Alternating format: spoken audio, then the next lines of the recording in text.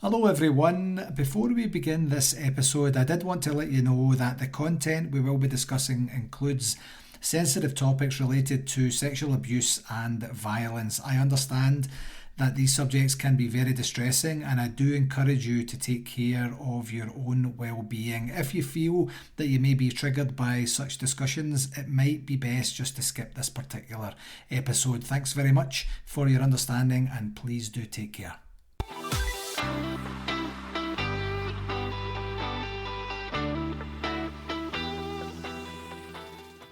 Hello and welcome to another episode of the Best You interview series. It's Gary here again, and thank you as always for taking the time to join me. Today, I'm delighted to be joined by Jacia Kornwise, who is a counsellor, author, speaker, and coach who is here to discuss her journey and specifically the power of movement, which we'll get to in just a wee bit here. Jacia is known as a master at moving your mojo, and I can't wait to find out exactly what that means.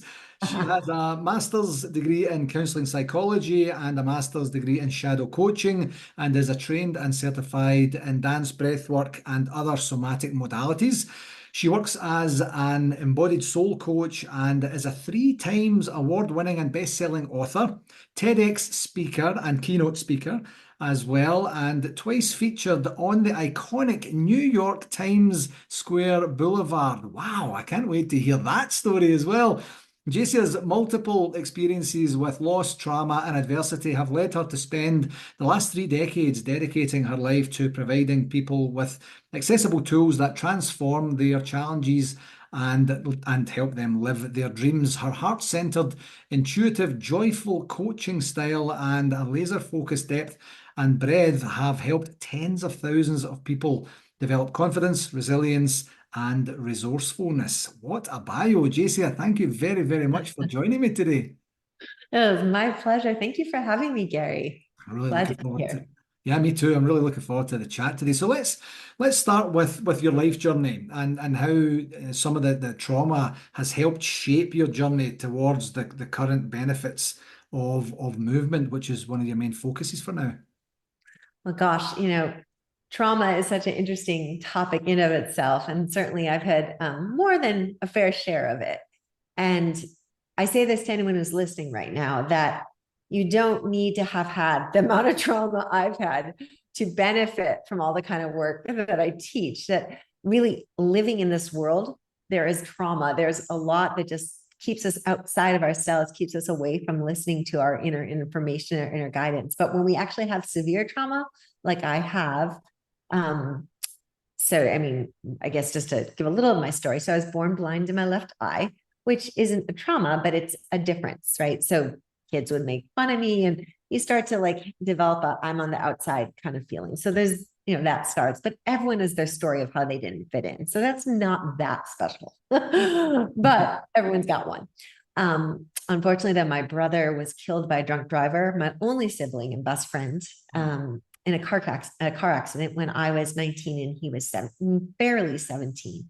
And that's what really opened up my whole world. My father was already diagnosed and we didn't know exactly what with an illness. So I was already facing some terror at that age. And I lost my only sibling and best friend. And that kind of shattered my whole sense of the world is Walt Disney good. And suddenly I had to find meaning. I had to find a way to cope. And that launched me into like my passion and drive to become a therapist. At the time it was a counselor, a coach. And I always loved to dance. So those things came together, but I also suffered, I don't want to get into every detail, but I was also the victim of a horrific violent crime in my 20s where I was held at gunpoint, raped, taken hostage, robbed, and kidnapped for a while. And it was a miracle that I came through that. And so then I had another trauma. And, when you say you're going to be a healer in life, be careful what you ask for, because one of the things I've understood is that in order to help other people, we have to have deep, deep empathy and we have to have worked through things. So I'm grateful to say both are true at this point, but all those things came from trauma. I've had divorce. I've had all sorts of other regular everyday traumas in our world today. I'm a mom. There's just all the things that happen in life. So Yeah, I'm so sorry for your loss. I'm so sorry for the extreme traumas that you've endured. That's just horrific. And to then describe divorce as everyday trauma is perspective, you know, it absolutely is. That's just an awful journey. So in terms of then taking that and using that for your own healing and expanding that to good for other people, what have you seen in terms of, yeah.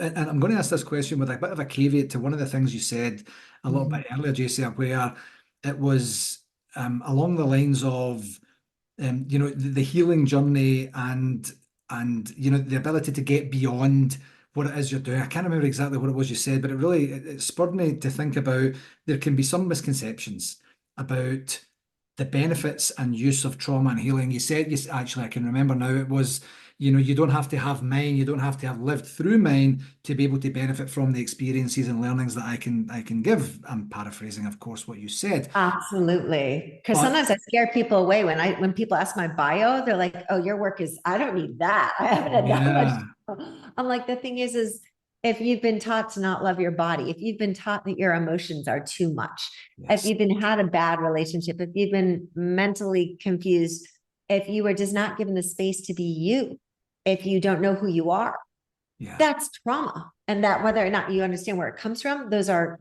micro and macro traumas that we Absolutely. take on. Yeah, Yeah. really. What have you noticed about, the range of traumas that you've had to deal with and that I My assume, clients. and your Yeah. clients have had to go through? What would you say are popular misconceptions about trauma and healing from said trauma? Yeah. Well, one of the things I see a lot, and I'll see this when I worked with couples through the years, but I also see the individuals that people get really upset with themselves when they say, well, I've already dealt with this in therapy. I understand it. I've forgiven it. What do you mean I still have to deal with it? Yeah, And one of the things that and modern science is only recently really proving, agreeing with, and showing, and this is where I've been so excited about my work becoming much more visible, is that we've learned that trauma is stored in the body, not just in the mind, not just in the heart, but it's literally stored in the body and it's frozen. yeah, And so we get into, we literally can release things with movement, with breath, with dance that we didn't even know was there, that are blocking patterns. And I'll share a story about that later. So that's a popular misconception is, if I've gone through it once and I understand and I've forgiven from the mental plane, yeah, maybe it's still not actually totally done in the body. And people get very hard on themselves. Why does this repeat? When you've had severe trauma, things, it's not necessarily that the triggers don't show up. It's that you know better and better each time, over time, how to deal with those triggers. And it does get easier, but it's a practice that you have to get used to till the point where maybe it does actually become natural. But that requires a dedication and a deep work with the self. Trauma doesn't just go away, it gets buried. yeah, So that's one misconception. Oh, I'm over that. Likely, if you're continuing to have the same kinds of problems in relationships with people, or you're struggling in relationship, or you keep having negative thoughts, even though you know better, there's probably layers still inside that are held from traumas yeah.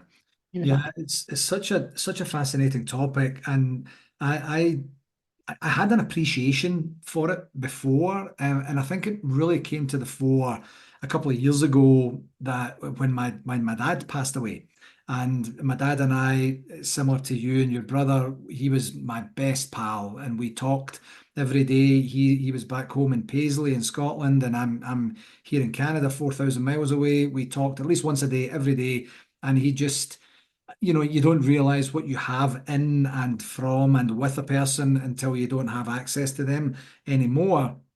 And it was then it was the first time, and I've had a lot of bereavement in my life, but it affected me differently, and then it made me think that there's no linear path or process to grief, and there's no Yeah, linear path or process to healing from grief. that's right. And then I started to do some cursory research, not a lot, JCR, but just some cursory research to say, I was kind of getting impatient one day, and I kind of said, Yeah. you know, what, like, when does this end? You know, because Right. I'm kind of sad and I'm kind of pissed off and I'm kind of angry and I, you know, I just want to get to the next part where I can look back and just have, you know, nothing but great memories and things like that. And in my cursory readings, it just doesn't work like that, you know, and that actually was the best answer I could have gotten at the time because I'm thinking it's a thing that I do something with and then I set it on a shelf and then I go along my merry way and everything's a-okay. And I didn't have that Exactly. luxury. I have to, it's with me. He's with me. You know, my Right. experience, my love, my memories, you know, everything that I feel in my heart is with me today. And I have that opportunity to, because every conversation we had wasn't brilliant, you know, and Right. there was some angst and, you Yeah, know, yeah, with that sure. as well. So, and it was such a, it seems like such a no-brainer now, but at the time it wasn't for me, you know, just that ability to be able to Grief. understand that it's there. Yeah, yeah, grief is shocking. Besides my brothers, I also lost my dad about 2 years ago. Oh, And I also live far away. And I went back and I actually took him through his death process. I midwifed him through that journey. yeah, And one of the things I recognized as I had my family and my cousins is that I had done so much trauma and grief work that I actually felt like I could hold everybody else better in this time. It didn't mean that tears weren't flowing through my eyes, but I had developed some tools, but the grief still stays. And the inspiration of that person and that connection remains in your heart forever. yeah, yeah. And such a fabulous experience to be able to go back and ease him out of the human body experience of his life and into you know wherever he is now and have that ability to be able to support the Yeah. people that are around you and thinking Yeah. in the moment, what if I didn't have the tools that I have access to? You know, it would be such a different, unique, more difficult concept and Yeah. construct to manage through. So back to some of the challenges that you've seen, that you've experienced yourself, and of course seen with clients and their response to trauma. One of the things that you were chatting about earlier was, you know, I've dealt with this. This is already through therapy. I don't want to talk about that. I want to talk about this. And Right. with that can come, you know, Certain self-deprecation, challenges. Yeah. self-loathing, self-hate, if Right. I could maybe be so bold. What would you What say other in your people? experience are some of the red flags of that self-destructive feeling, you know, that people can overlook in their daily lives, which then ends up compounding and manifesting into something that's I just love that. That's really good. So yeah, one trauma response, right? We talk about fight, flight, or freeze responses. yes, So a lot of people in that response have either frozen it or they've taken flight, they've discarded it, and they're just trying to keep going on. And so what we often see as a response to trauma that isn't healed is not only do they have negative stories, but maybe they work too much. Maybe they drink or eat too much. Maybe they fall into bad patterns, behaviors. There's some place they're self-sabotaging and they don't know why. They right, can't stop. They're in a dark pattern. So many people don't realize that those addictions that form, that those dark thoughts come from a trauma that's not being dealt with. Or some people just become workaholics. They become everything has to be perfect. They clean all the time. Everything has to be in order all the time. Right? A little bit of that OCD, trying to control yeah, circumstances so that they don't have to feel out of control. Right. So that would be another response to trauma. And then there's the people who have trauma and they split open so much that they become extremely empathic, extremely creative, and sometimes extremely ungrounded, where they might have, and this is the gift of trauma sometimes too, we get extreme creativity. We sometimes access higher states of consciousness because we had trauma, because we had to. We yeah, had to find comfort somewhere.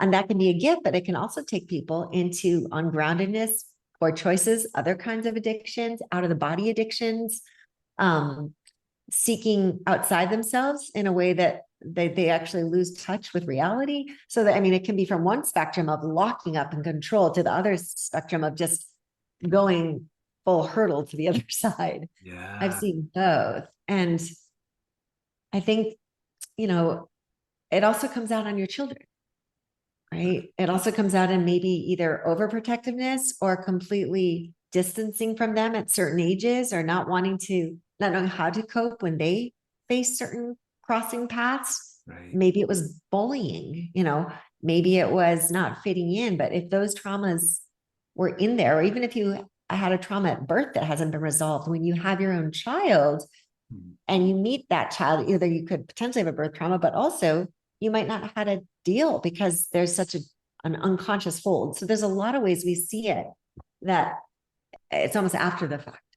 Yeah, of course. And in terms of some of the self-sabotaging acts that you were kind of talking about there, in terms of addiction to work or addiction to something else that ultimately isn't good for you or isn't healthy, how do you get to a spot with your clients where you have them identify this is a potential possibility of something that you might have to look at?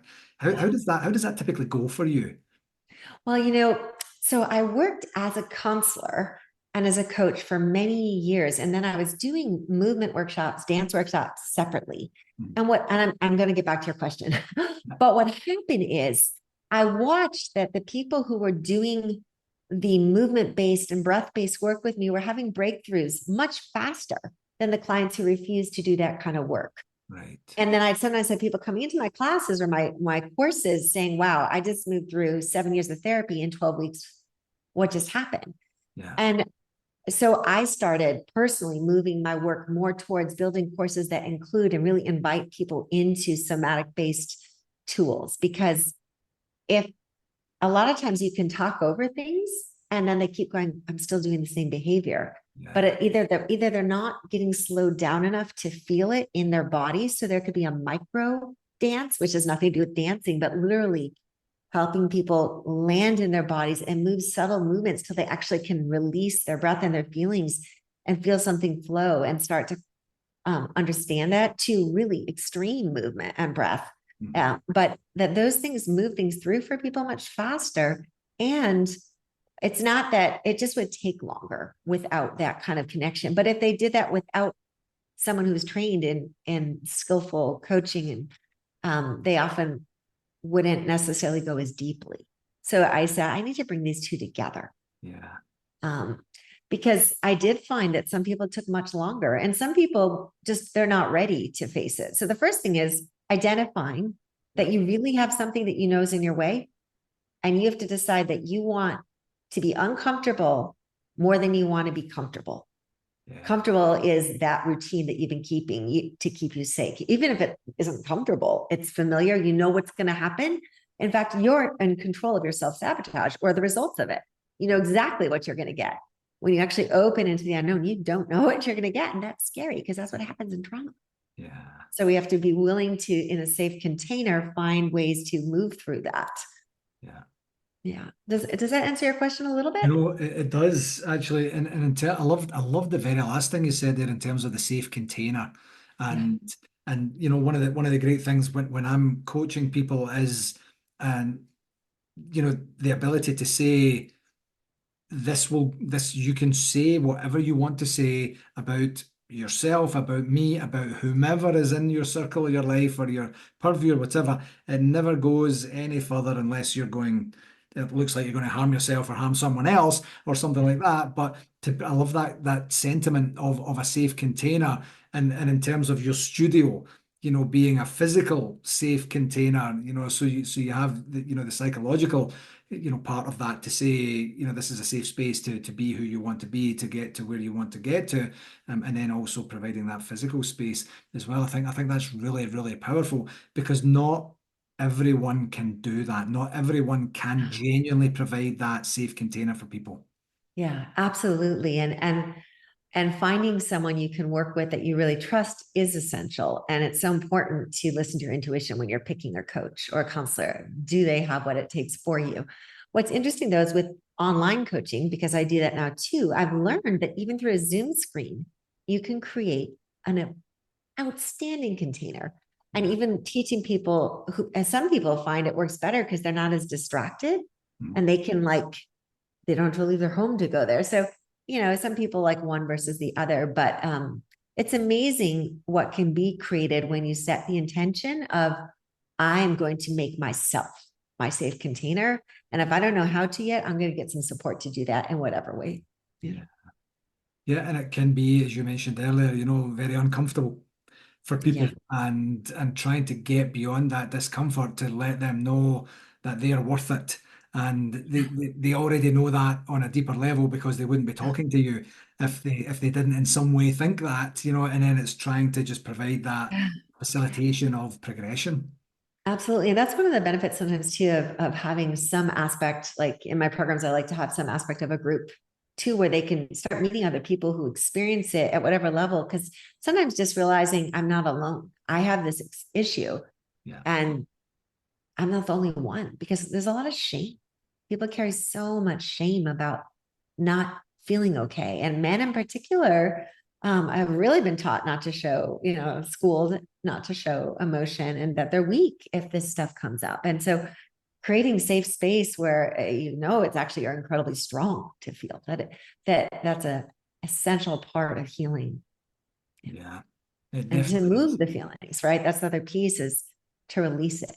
Yeah, and with that being, certainly to a novice like me, something that's relatively new in concept, the ability of movement and how that can help release things. One of the things that I thought about in the beginning as we were preparing for this chat was, you know, is this open for people who can dance, who have physical Yes. affirmity to be able to say, Yeah. I can do all this stuff, Yes. because Yeah, I'm not a dancer. I teach anyone to what I call dance. The kind of dance I love, I talk about, the kind of movement I talk about is getting comfortable in your own skin.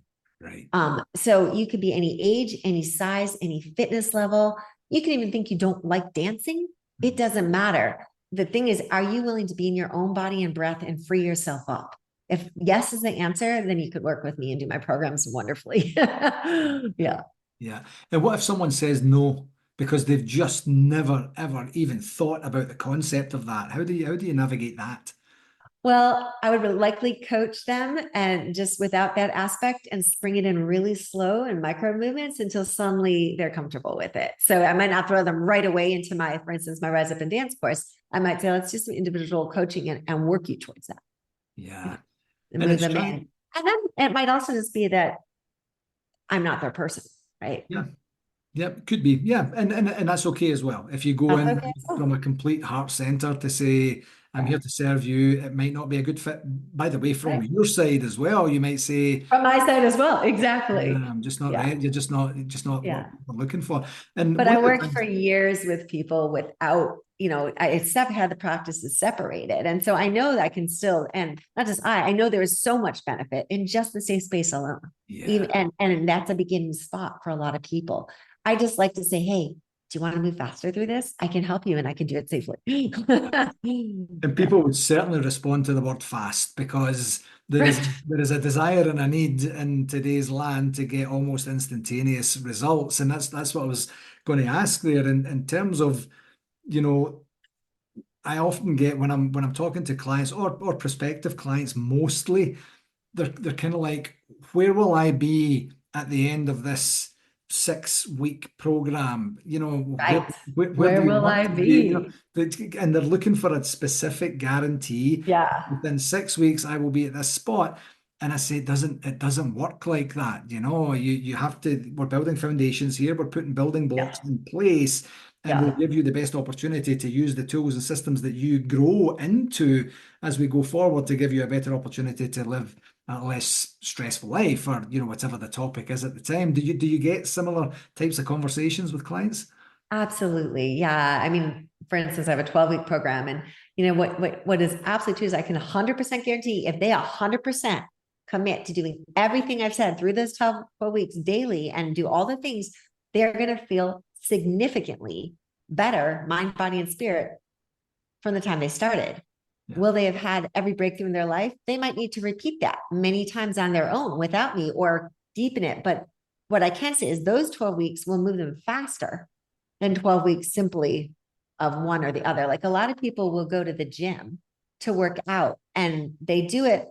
Some people do it for their physical fitness. Some people do it for their stress. And so the stress gets removed temporarily, but if they're not actually going deeper into what is the emotional stress, what's getting created, there almost becomes an addiction to the physical movement.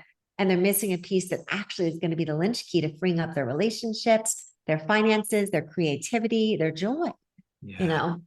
Yeah. So And with them having those mini breakthroughs of saying, I feel a bit stressed, I've released the stress in the gym, everything's okay for another small period of time, and then I'll just rinse and repeat.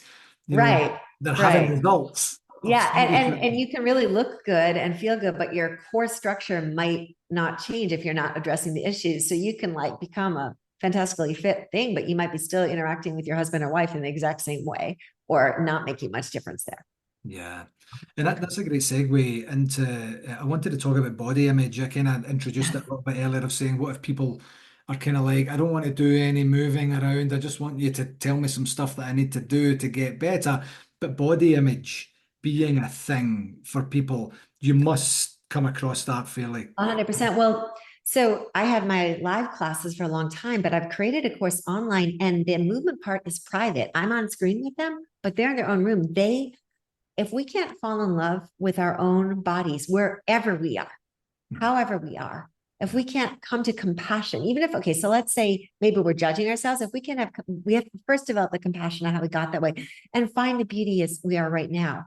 Change happens if it's what's needed and what's truly wanted.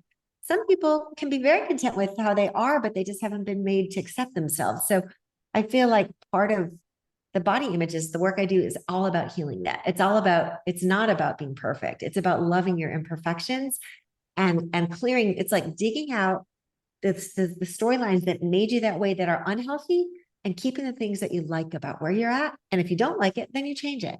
But you sift that through and your body responds to that attention. Yeah. Yeah. Yeah. What would you say would be one of the most remarkable breakthroughs that you've seen through any of your programs with?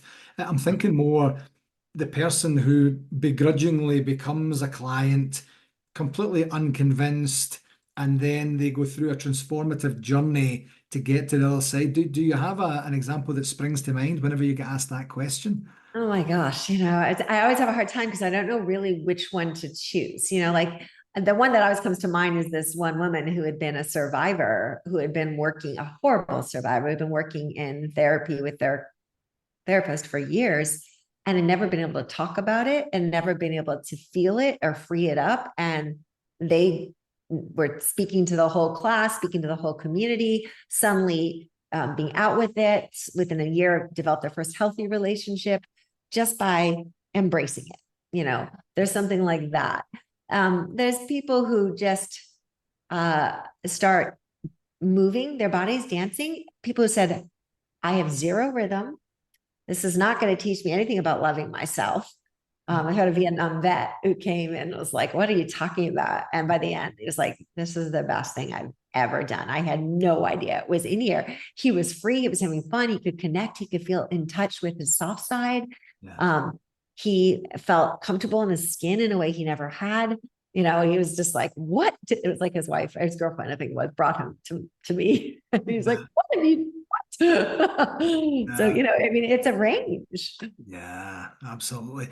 So one of the things that it certainly feels like you're really working towards with your clients is a sense of empowerment, a sense of empowering of self. What does empowerment mean for you? Yeah.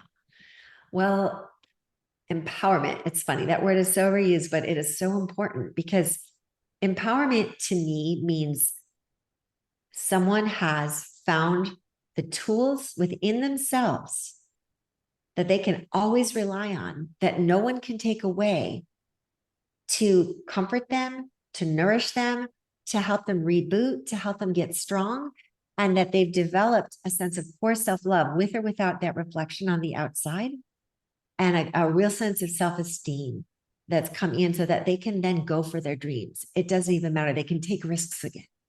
Yeah, oh, I love that.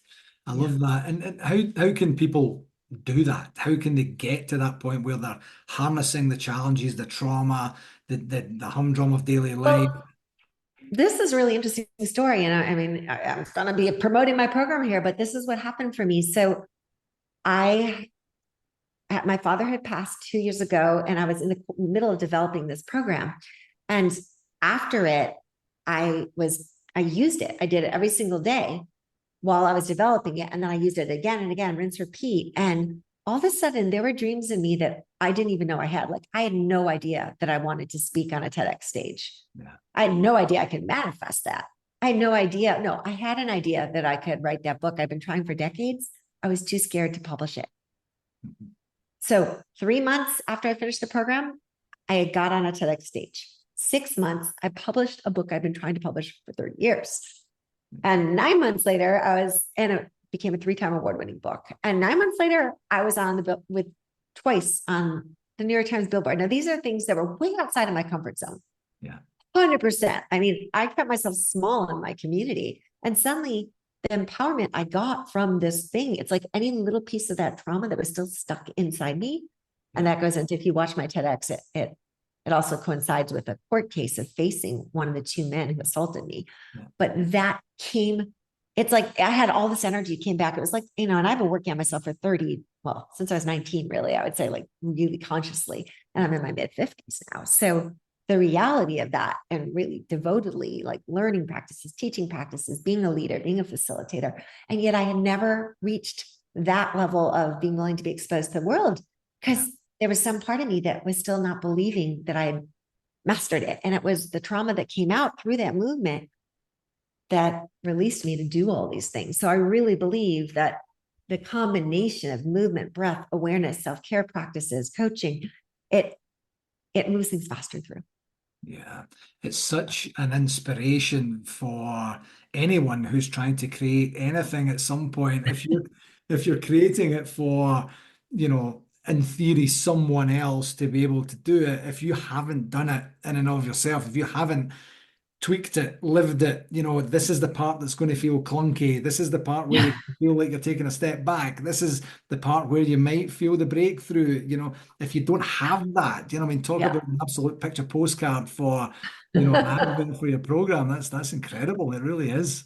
Oh, thank you. I was thinking about one of my clients too, like, sometimes people come because they're so busy in their lives and they're realizing I'm not putting on my own oxygen mask first. I'm caring for the world. I'm doing 2 businesses. I'm so busy. And she came to me, she had been one of my coaching clients, but she came back and she's like, whatever program you got with the movement, I'm in. I need a daily program. Just get me in it.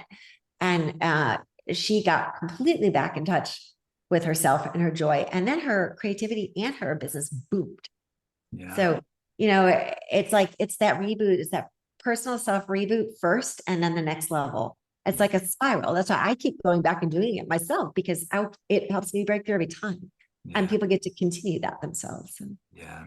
It's not just that one 12-week journey, for example. It's after that 12-week journey, you can repeat. It's yours. Repeat. Yeah, exactly. This has been an incredible conversation. I feel like we're just scratching the surface. So I would love for you to come on at some point in the future, and we'll get into the TEDx talk. We'll get into the book and give folks a little bit more. I'd love it if you would consider doing that at some point in the future. Sure. Yeah, absolutely. It's fun talking with you. You're just a delight to talk with, Gary. Oh, thank you very much. So before we end today, where can people find you? Thank you. Yeah. So www.jacia, Jacia Kornwise, KORNWISE.com. That's my website. If you want a free gift, you can get my Stress Buster, go /gift, and you can download a free gift. I've got a free self-care ebook on it as well. So you can do all of that. You can follow me on social media at Jacia Kornwise on Facebook or Instagram. I think it's at Jill Jacia Kornwise on LinkedIn, because that's my legal first name, which I've gone by Jacia. That's a whole nother story. And you can get my book off of my website or on Amazon, or it's on Audible as well. You can listen to it. And fantastic. Wonderful. This has been an absolute delight, Jacia. Thank you very much. Oh, thank you for having me.